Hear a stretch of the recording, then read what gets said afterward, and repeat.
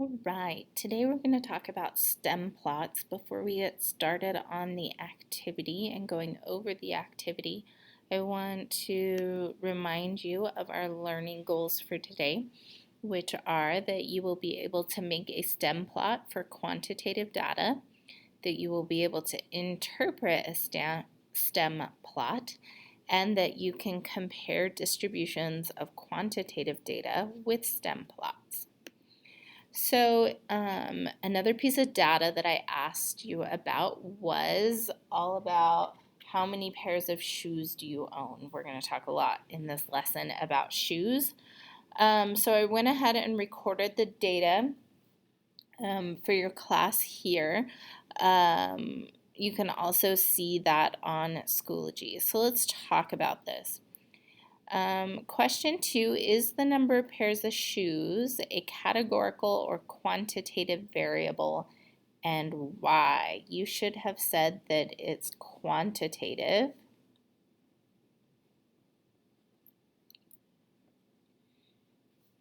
because it is a count. You can count them 1, 2, 3, 4, 5, 6 up to, I don't know, I think I had a girl last year that had like 56 pairs of shoes. It was crazy. All right. So if you haven't given it a shot, go ahead and attempt to make your own stem plot using the applet. I want you guys to get familiar with that applet because you will be able to use it on tests and quizzes. So don't just rely on me for your stem plot. So without going into a whole lot of detail on it, our stem plot, as you saw in the opener, can be used to kind of consolidate data. So we can draw it like this.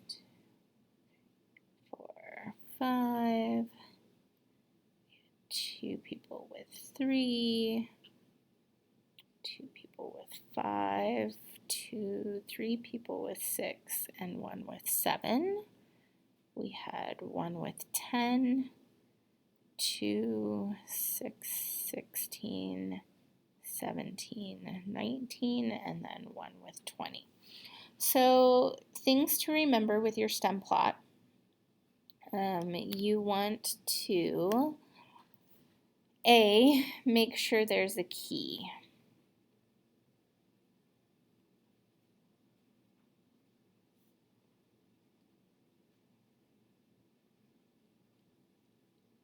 So with that, what I mean by having a key is that some stem plots you can use decimals on, or maybe even 3-digit or 4-digit numbers. So the key really allows you to have all of that information. So for our key, I always try and choose a number in the middle. I don't know why. You don't have to. I go 1-2 equals 12. So this number 1, 2 is equal to 12 pairs of shoes. Okay. Another thing you need to remember about stem plots is that you need to include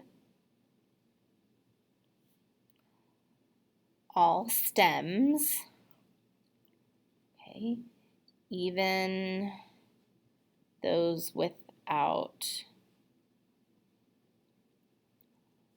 data, okay? They just show gaps where you might not have had it. So if I were to include like the girl from last year that had 50 pairs of shoes, I would have to have 3, 4, 5, and then however many it was, like 56 pairs of shoes. So you would have gaps here. Okay. All right, 4. What percent of the students in the class have 10 or more pairs of shoes? We're not going to count this one. So 10 or more would be 1, 2, 3, 4, 5, 6, 7 students out of 20. And that is, let's see, 7 divided by 20 is 35% of students in our statistics class have 10 or more pairs of shoes. Okay, 5. Describe the shape of the distribution. So we talked a little bit yesterday. Remember the shape? We could have symmetric,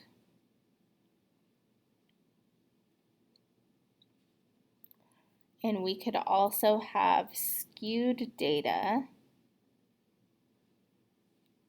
that was either skewed left or right. Okay, and we're looking at the peak.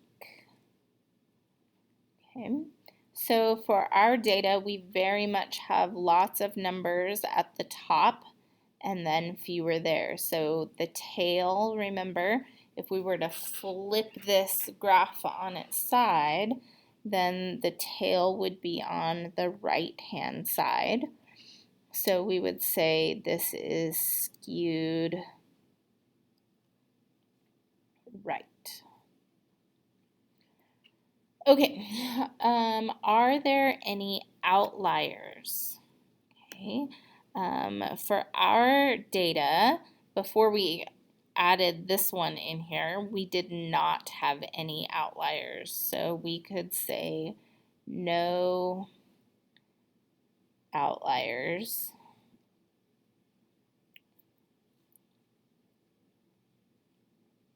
Okay, then it says try splitting the stems in two. Does that change the shape of the distribution?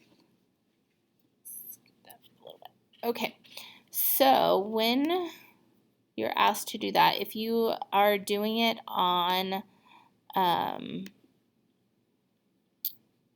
the computer, you would choose split stems, yes, into two groups.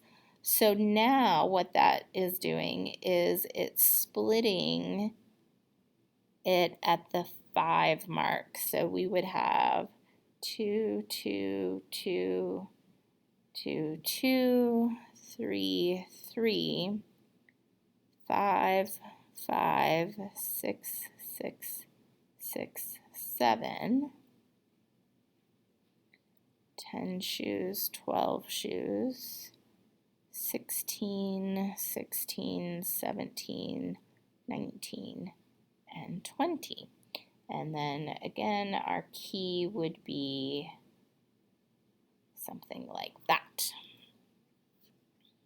Okay. All right, so that's the basics of drawing out stem plots. If you need more help, there's tons of videos on YouTube. You're welcome to check there, or you can pop into office hours and we can go over some more. So keep going. We're going to write some notes and then do one more practice problem or guided practice problem before you do your practice assignment.